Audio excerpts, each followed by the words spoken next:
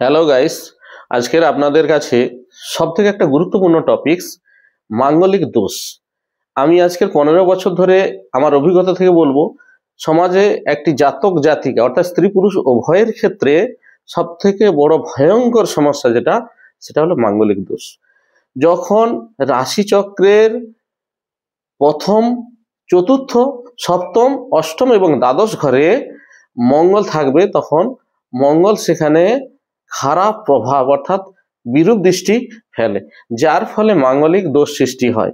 অনেক জ্যোতিষ এখানে অনেক কুসংস্কার বলে প্রভাবিত করেন, কিন্তু বাস্তবে তা নয়।